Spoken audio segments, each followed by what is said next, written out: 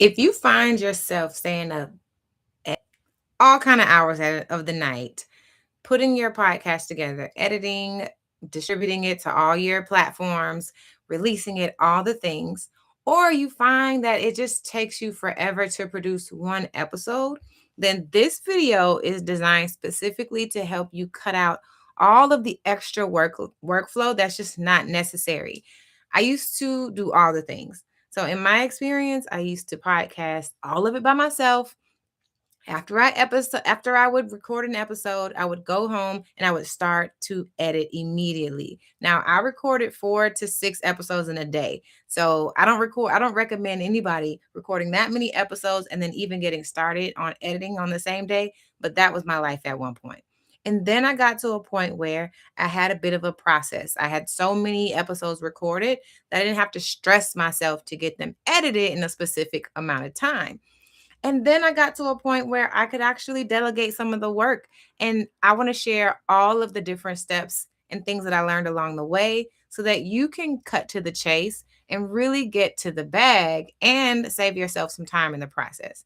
So, like I did last time, I'm going to go live with you about a couple of things that I've reflected on after one podcasting over and over 100 so episodes, then realizing there are ways to like trim off 9 to 10 hours of work that go into a quality podcast that I just didn't realize until I sat down to really take the time to like hash out the problem. And then the ways that get in the way of us making money on our podcast. That is the most sad thing about podcasting, that a lot of us start really good shows and that we are, creating dope and valuable content. But the fact that we're not doing it intentionally means that we can't create consistent income. And so we're going to talk about that on this episode. I've been in your shoes before, and I'm now currently working with podcasters to help them cut down all of the nonsense, all the chaos, and really get to what's important on your podcast quicker, faster, and way easier. So let's get into some of these topics. Over the next couple of minutes, I am going to share with you 3 things that I think will help you tremendously in your podcasting journey. Whether you are currently getting 0 downloads on your podcast or you're getting 50,000 downloads on your podcast, chances are you are working on your podcast all on your own. You figured out a way to create good quality content. And maybe, if you're at the point where you're actually getting, views and downloads, maybe you kind of know like this podcasting thing. So I'm not here to tell you about how to create a good show, but I am going to tell you that there's some fat that we can cut around the edges. So the first one that we're going to get into is actually the what I would say is probably the hardest thing that people will actually do, which is sit down and document. Sitting down and document, Sitting down and documenting your process is going to save you so much time. And this principle doesn't even just apply to podcasting, but we're talking about it here. We're going to talk about documenting the process and how I actually did it in a way that I can still release podcast episodes. It didn't slow me down and I didn't have to stop releasing episodes in order to get this thing accomplished. The next thing that we're going to talk about is delegating. So, delegating is another thing, or honestly, a skill set that I had to learn because working with other people to do something that I've been doing as a passion project for so long was a bit of a learning curve. And so, after we talk about documenting your process, delegating, and last one is actually going to be very, really, really important. So, stick around so we'll get into it on how you can actually cut to the chase much quicker and much faster. So, hopefully, you can stick around to tell me what you're currently dealing with in your podcast. So if you could just drop it in the comments right now, like just let me know what's taking you the most time. Is it editing? Is it creating descriptions? Is it learning how to use the software to release a podcast? Is it trying to figure out how to stream? What are you currently working on in your workflow? Because everyone's workflow is different.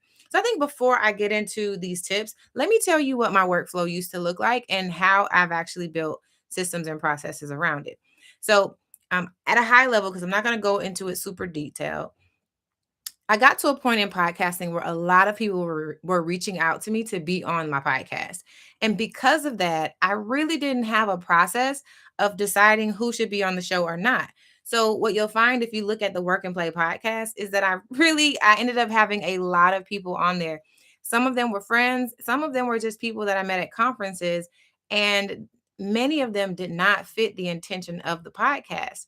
And so after I realized I had such an inflow of people requesting to be on my podcast, I realized I was in a unique position. But I also needed to have a workflow for people that I was very intentional about being on my podcast. And that is what built this two-sided funnel that basically built a system for my podcast for inbound podcast guests and outbound podcast guests, meaning either you reached out to me to be on my podcast or I reached out to you to be on my podcast. Those experiences are different because I was finding myself doing a lot of work on the inbound just to qualify the right guest. And the ones that are outbound were a little bit seamless because I'd done my research and I knew they were a good fit. So that was the first thing that I'd really realized, I'd recognize about my flow. I had to sit down and recognize, okay, there's really two paths that people go through, and your podcast might be similar. So after figuring out what those two entry points were, sitting down to document what I did in order to get them on the podcast was also like a process, because when you start thinking about monetization and being intentional about how your podcast grows, now you have to think about what conversations will I have with my potential guests before we actually get on the podcast. We're no longer just shooting for vibes. I need to know that there are some key business structure things in place in order for us to make this podcast a success. For example, affiliates. Now, people talk about affiliate income all the time, but how do those conversations actually work? And how do you actually get someone to be an affiliate on your podcast? Well, for me, it was simple. If I always have what I call a pre call before the interview, then I have an organic opportunity to now ask you, hey, what do you want to sell on my podcast? Do you have an affiliate link? And let's go ahead and grab that. So I did it one through a form because that's always going to be my first go to. And then the second thing was just having a conversation and asking them if they had an affiliate link. Being able to put these things down on paper and really define what needs to happen before what in order to get to a podcast that actually makes me money. It started with me just like going through the process, realizing, no, let me put the affiliate conversation before the episode actually launches, and then figuring out the rest of the workflow from there. So documenting my journey and recognizing what the flow of the process was a bit of like trial and error, and it also evolved over time. So that was my podcast workflow at a glance, right? And that's how I got into documenting the process. And so I recommend you do the exact same thing. If you've been podcasting for years and you really don't have any SOPs, I would suggest you take at least 1 week to just do the process, to watch yourself do the process, document all the things that you do for that podcast episode, whether it's, compiling all of your raw files, creating the same promotional materials, like sending social media clips to your guests to let them know that, their episode is live. All the things that you do on a regular basis, I would just take a moment and write those things down. Every task, every repetitive action that you do, and then how long does it take you to do those things? By you actually recognizing the pieces of the process that actually work, then you can be more mindful of stepping out of that process and creating something that you can actually hand off to someone else. And so that is the next thing. It's delegating. Delegating what doesn't necessarily have to require you to do. Now, you might not be at the level where you can outsource, guest research and vetting and things like that to someone else, because your show is at a point where you need to understand what that relationship is. People can't just be served to you on a platter just to be on the platform. But there are things that don't necessarily need your input or activity every week, which is sending out invitations, which is following up with people, creating actual post-production tasks.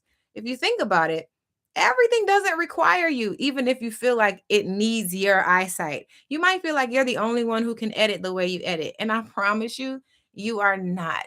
So, if you I talked about this book before in my last live, but if you haven't read Who Not How, that's one of those books that it keeps coming back over and over and over. Because I'm here talking to you about systems and processes, you should already understand that I have a tendency of trying to figure out everything myself. And so because I am not afraid of like going at the keyboard and figuring something out, googling it, I have to really remind myself that there is someone who can do this better than you, and you should figure that person out before you spend 3 to 5 hours figuring it out yourself. So that is where a lot of the stuff in podcasting shifts. Now, when I say delegating, I'm not talking about hiring a full team or even an agency to run your podcast.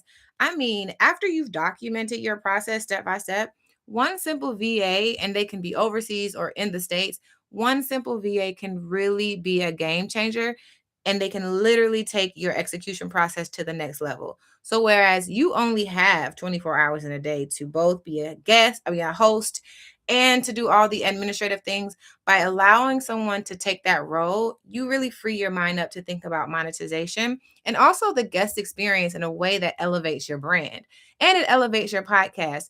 So, thinking about a VA can actually, getting a VA can actually save you like 3 hours a day simply on some of the things that you normally would do. And if you have a full time job, that 3 hours I know means a lot to you.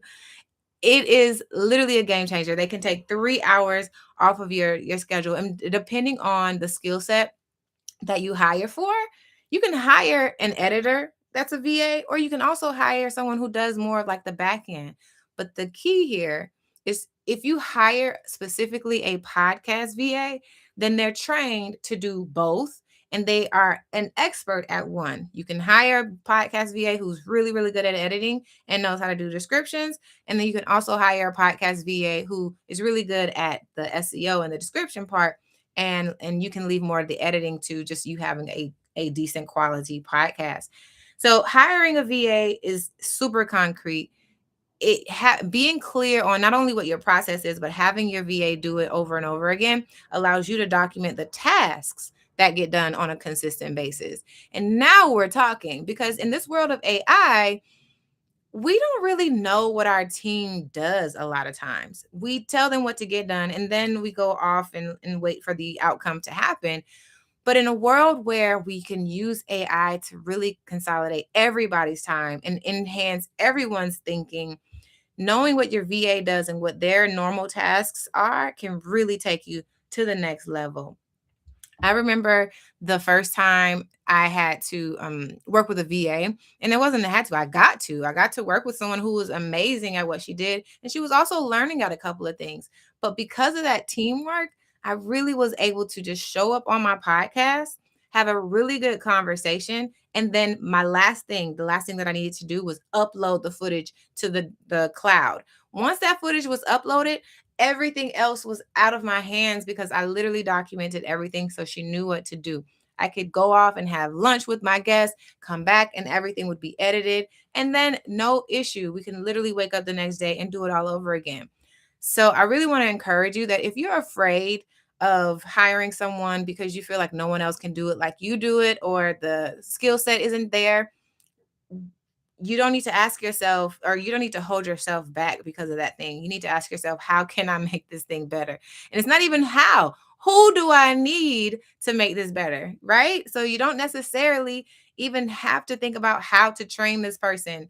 If you look at the resources that are available, you can actually hire somebody who has the skill sets that you need so that you can just onboard them onto your workflow and let them execute. Okay. I can share more on that later, but if you comment that that's something that you need around hiring or trying to figure out how do you get the right VA, then let me know what that looks like, because you don't have to suffer. And it might, because we live in America. This is a bit of a tangent, but look, we live in America and we have a tendency to be so individualistic. We don't know how to work with other people. And so there's a learning curve around that. You're not crazy. you just have to get outside your box and you have to trust someone to do what they do best. So I'm not going to hold y'all any longer. I told you guys we're going to do 3 things that literally is going to help you save a lot of time. And after you've done documenting what your process is, after you have committed to delegating part or all of your workflow so that you can just show up, record, and leave, the last thing that you can really tap into that will save you so much time and energy is automation. Now, automation is evolving. That name is evolving because now it's no longer just triggers and automated workflows, but now we're talking about automations plus AI, and things kind of get a little cool. But with that being said, the goal of using AI is not to remove yourself from the podcast. It's really to leverage systems to save you time so that you don't have to have your hands in the weeds. And even your VA can leverage their time to actually spend time on revenue generating activity. So if you think about what could you do with just 9 hours back on your schedule, maybe some of it will be spent like spending time with family and just doing things that you love. But at least one of those hours could go towards you making some more money on your podcast. Now, and I really want that for you. So here's the thing, you have to think about what can be automated and versus what can be customized. Let me give you an example. I have a client where she after building a workflow for her, we built the inbound and outbound process. She realized, yes, we can send automated messages to inbound guests, but I still want to keep a little customization, right? And so when you're automating things, customizing a email can be done one or two ways, either manually in 2026 or with AI. I would go for the AI route, meaning I tell exactly what I liked about this potential guest, why I'm reaching out to them, and then when I need them to follow up with me. And then after that, I will let the system do what it does. So we decided to do something similar for her podcast. So instead of everything being based on a trigger, we now have her inbound being 100% automated and her outbound being little, just a small bit of customization at the beginning where she customizes the invitation, then hits a trigger, and everything else handles it after that.